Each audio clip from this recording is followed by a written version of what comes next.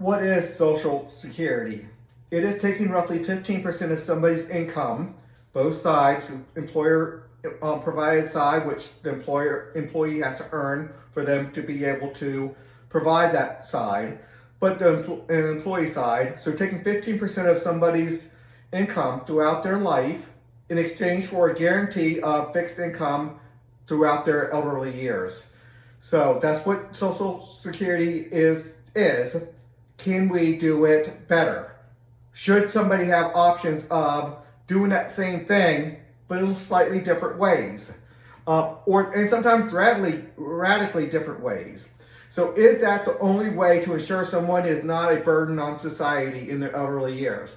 That's the goal, is to make sure we're not falling on charities or the government and social services to handle somebody in their elderly years when they can't earn a living anymore and they become disabled and they need to be taken care of. So is that the only way to ensure that?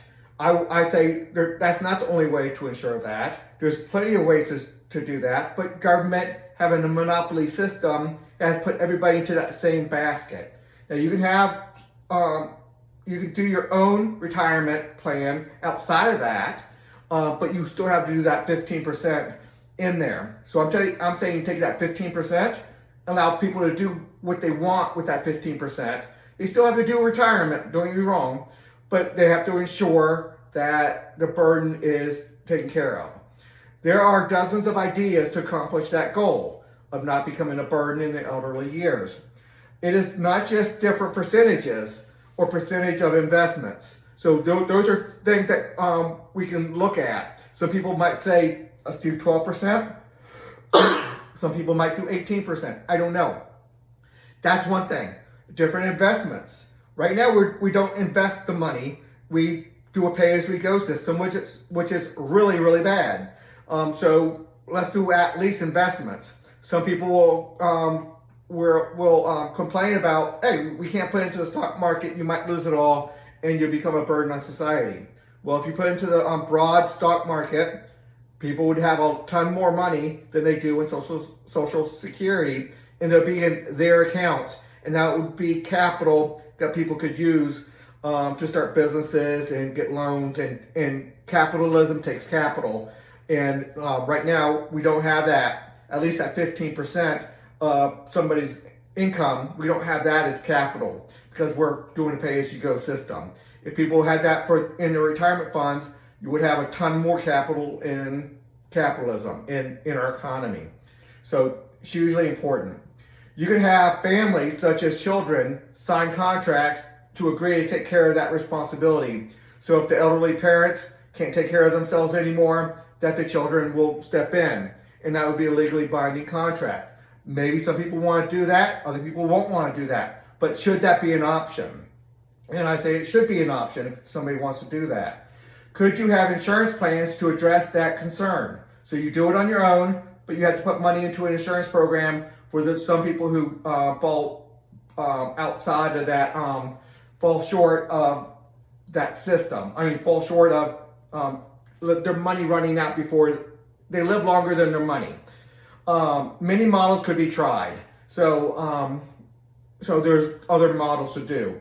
So many ideas if we were allowed to individually control our 15% of income for retirement planning. So there'd be a lot of ideas we could try. This plan does not allow for no planning.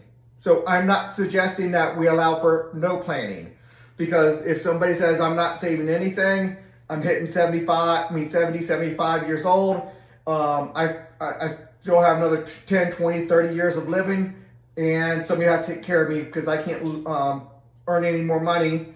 And we as a society do not want somebody, especially the elderly, laying out there on the curb and not and begging for food. That's just not a society we want to live in. Everyone has to have a plan to not become a burden on society in their elderly years. So I'm suggesting a roughly 12 different. Let's get to it. Gather with 5% of your fellow citizen. So I think there would be roughly 12 different systems with that. at least 5%. So some people will gather with 15 to 20%.